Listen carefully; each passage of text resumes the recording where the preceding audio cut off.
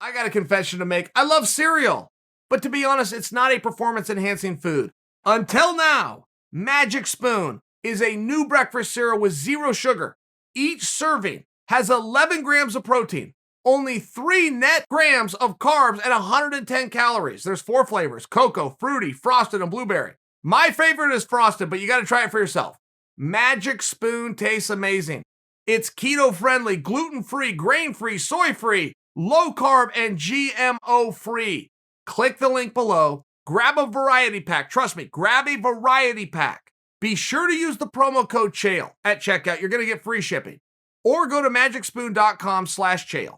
Magic Spoon is so confident in the product, it is backed with a 100% happiness guarantee. So if you don't like it for any reason, they will refund your money. No questions asked. Click the link below, use the promo code Chael for free shipping, or go to magicspoon.com/Chael.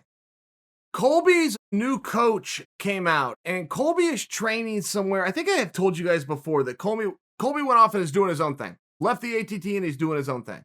I told you that, but apparently I had that wrong. He's at a gym. He's at the same gym that Ricardo Lamas was at, just by example. So a very good gym who's proven themselves and have good coaches, and that's where Colby fell. Okay. So the coach came out, though, and he was saying, look, when we started working with Covington, we found out that he's not a southpaw. He's actually right-handed. And because he stands southpaw, he does that for his wrestling. Now, let me explain what this means to you, because this is very real, okay? If you go into a boxing gym, they'll say, are you left-handed or right-handed? If you are right-handed, you will lead with your left leg. That will then make your right hand, your preferred hand, your power hand. This has always been a belief within boxing. It's the wrong belief, but this has always been a belief from day one. Boxing coaches will tell you to keep your power hand back, while in the same sentence telling you that the most effective move you can do in boxing is a jab. So if the jab is the most important strike that you could possibly throw, it would only make common sense that you would want that to be your dominant hand. But no boxing coach in the beginning of time has ever said those words.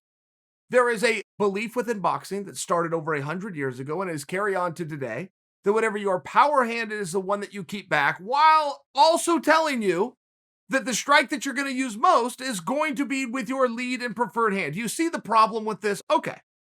So Colby's coach is... Now, I have to tell you, though, this is very relevant, because in wrestling is the opposite. If you are right-handed, you lead your right leg. You lead your dominant leg, because that is the one that your opponent will attack the most. You want to be most comfortable within that side. I don't come to you to argue that the wrestlers are right. I come to you to present for you that there are opposing beliefs, and if you go into MMA, you must either lead your left hand or your left leg or your right leg. So if you come into wrestling to MMA with a wrestling background like Colby did, you lead the leg that led you the most, right? You dance with the one who brought you. So in Colby's situation, you're going to lead your right leg, which from a fighting standpoint would make you a southpaw. His coaches came out and said, we found out that he is not naturally a southpaw and that he is leading the wrong leg, and we fixed that. That is problematic for me. If Colby comes into this fight leading a leg that is not the leg that he generally leads with, this is problematic. I don't know if this was gamesmanship on behalf of the coach. I don't know. This is what happens when an MMA fighter or a wrestler ends up with a boxing coach. He will tell you to stash your power hand while telling you that the jab is the most important thing in the entire fight. It just turns into a mess. I do not suggest for you that if you read that article, whether you're a fan of Colby and you're going, oh my gosh, this is terrible news, or if you're Tyron Woodley's camp and you're thinking, okay, I'm onto something, he's going to lead his opposite leg. It can't happen.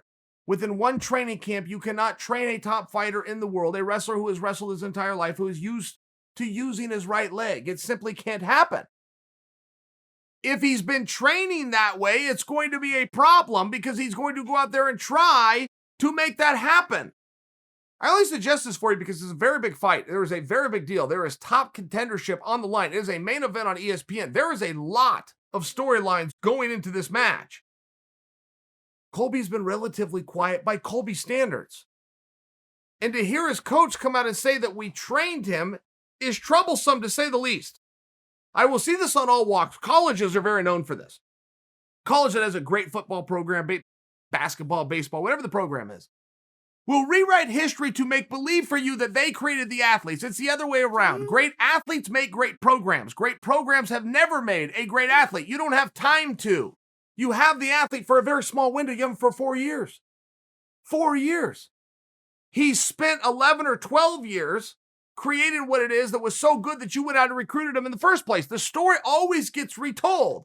On a professional level, I would not expect to have a coach say, I brought in a guy who used to be the champion of the world, and I changed his stance. The most fundamental and basic and important thing you could possibly do is how a guy stands.